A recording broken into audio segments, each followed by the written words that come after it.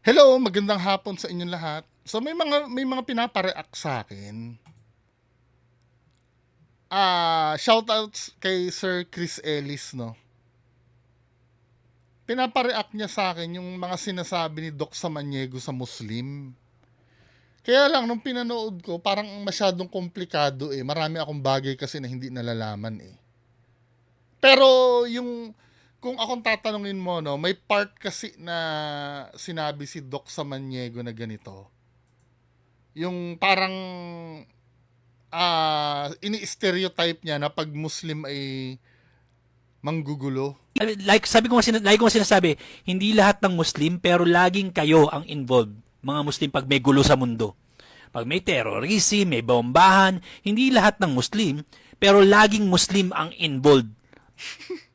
Ito lang yung part na nakokomentan ko. Sa akin, unfair naman yon. Kasi tandaan mo, lalo na dito sa Pilipinas, dito sa video mo na to kasi, parang sinasabi mo dito, nakikiepal yung Muslim sa bansa natin. Dahil kukonti lang sila. Tayo ay Christian country, sabi mo. Sabi mo pa nga dito, Catholic country eh. Oo, majority naman ang Christians dito sa atin, pero unfair na gamitin mo 'yon para palayasin mo yung mga kapatid nating Muslim. Dahil kung alam mo yung history, hindi naman Kristyanismo ang original na religion dito sa Pilipinas eh. Dinala lang ng Spanish yan, di ba? Tapos yung sinasabi mo na laging Muslim ang dahilan ng gulo, ano lang yun? Christians din, ganun din naman. Di ba? Hindi lang, kasi siguro, impluensya din ng the way mag-deliver ng news ang media, no? Or, halimbawa sa mga movies na napapanood natin, katulad nung nakaraan, may war movie ako napanood na mga kalaban nila, mga Muslim, di ba? Yung Mista ni Robin Padilla, may mga ganun. Hindi ko na naabutan yun, ha? Siguro na yon, parang impluensya na lang yun ng ganon. Tandaan mo, kung majority tayong Christians dito, so meaning, dapat mababa ang crime rate natin sa Pilipinas kung majority ang Christians. 'Di ba? Pero bakit malaki pa rin? So meaning, invalid yung sinasabi mo na Islam lagi ang nagpapasimula ng gulo. 'Di ba? Yung nangurakot nga ng flood control, hindi Muslim yun eh. 'Di ba? Ang daming napahamak na buhay doon na nabaha dahil dun sa pangungurakot nila na yon.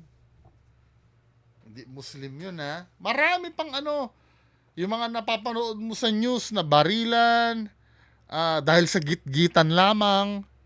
I don't know, may nabalita na ba kayo Muslim na ganon? Nasangkot sa gitgitan sa daan? Wala pa ako na wala pa ako na balitaan na ng baril dahil nagitgit sa daan, ano pa ba 'yon? Nang gahasa, 'di ba?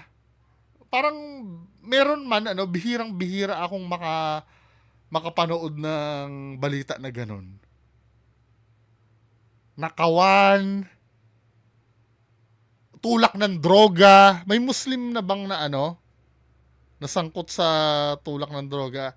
Kung meron man uli, minimal lang. Ang masasabi ko lang dito, bagamat hindi ko kasi makomenta ng buto kasi marami pa rin akong hindi alam dito. Ang gusto ko lang maging fair lang kasi kahit anong religion mo kasi, ang gusto ko lang masabi dito, basta tao ka, prone kang makagawa ng mali. Basta hindi dahil ang religion mo ay Muslim or Kristiyano or Hindu, 'di ba? Lahat naman niya may kabutihang tinuturo ang mga religion na 'yan eh. Huwag mo sabihin na Christians lang ang may teaching na ganun, 'di ba? Anyway, proceed tayo sa next topic. Yun lang ang kaya kong komentan doon. May mga iba siyang sinasabi kasi dito na masyado ng technical na hindi ko na ma-reach. Medyo hindi ko rin kasi alam yung ibang sinasabi niya. Now, meron tayong re-reactan dito. Sana ba yun?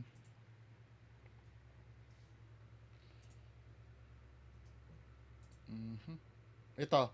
Yung regarding dun sa, dun sa bata na may cerebral palsy.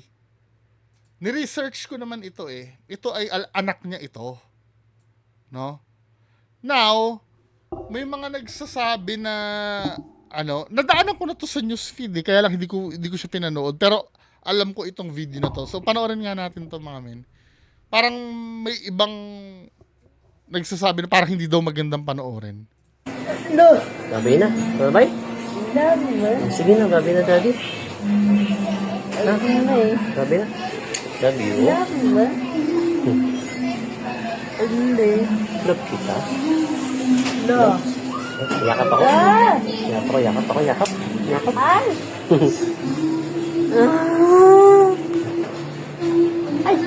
Ayos. Love mo? Opo. Uwi na po siya. Love mo? Love mo? So yun yung video, no. Ang nagpasa ng video na to ay si Sir R.A. Shoutout Sir R.A. Ako nung ito lang nung napanood ko, wala naman ako nakitang masama. Kasi binasa ko yung mga comments, ang sabi nila yung pag-kiss daw sa leeg. Ito, tong part na to, wait lang. Yan oh. Sa akin wala naman. Ang sinasabi kasi dito ng mga tao,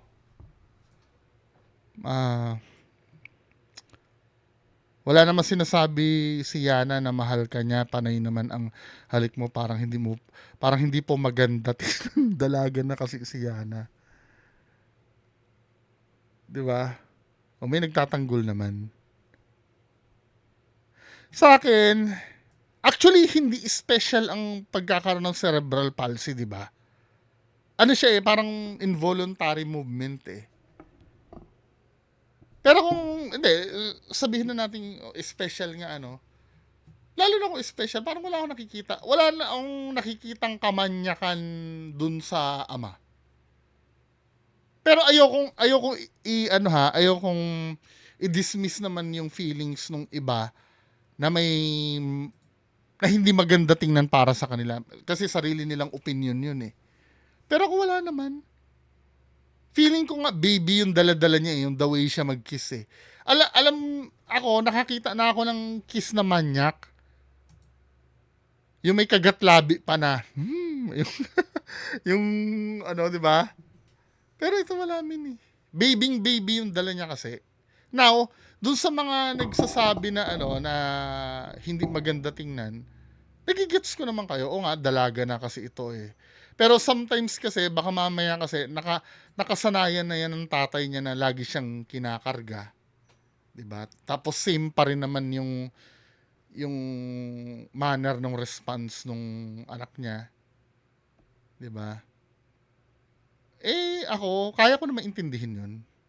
Now, ito naman, kung hindi maapektuhan si tatay niya na sa mga bash, di pagpatuloy nila yan, Pero kung halimbawa, nasasaktan siya makabasa ng comments na ganyan, na pinag-iisipan sila ng masama, ay di wag nyo na lang sigurong gawin wag nyo na lang sigurong gawin sa harap ng camera. Kasi may mga taong uncomfortable eh. Hindi dahil siguro kinokontrol. Kasi sa totoo lang, wala kang magagawa kung ano i-comment ng mga nasa comment section eh. Pwede mo silang sagutin, kaya lang ang dami niyan. Sasagutin mo isa-isa.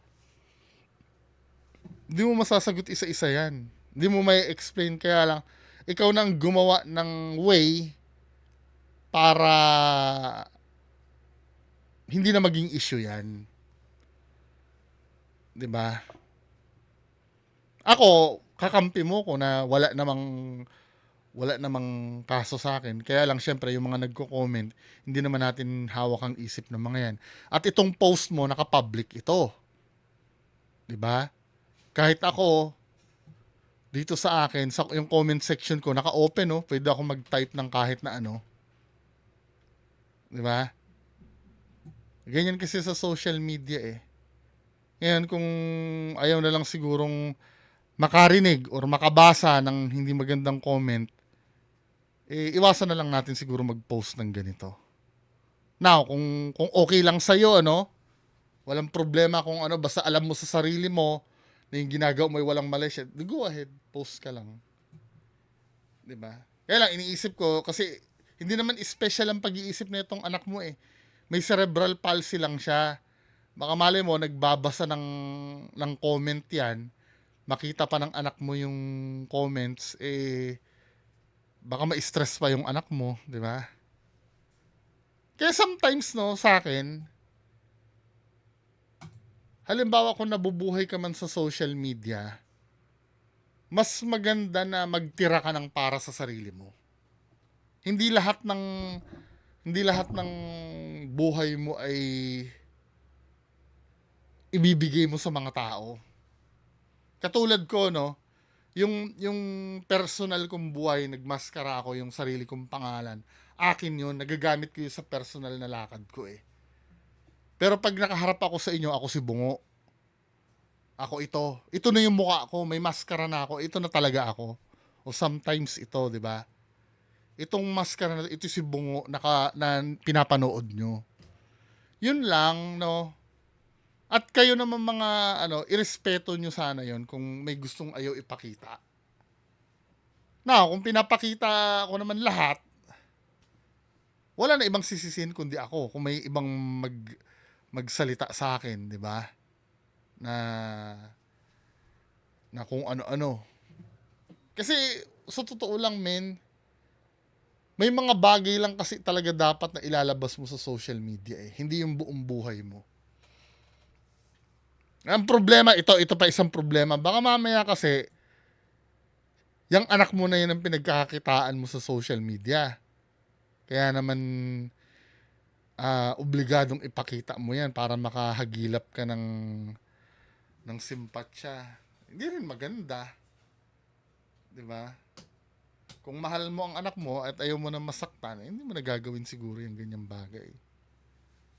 Or halimbawa, kung isasama mo man yung anak mo sa video dahil kailangan, iwasan na lang siguro natin yung mga bagay na pwedeng pag-isipan ng ibang tao. Hindi dahil hawak nila yung buhay mo or hawak nila yung o kontrolado ka nila, ikaw na lang ang mag-adjust.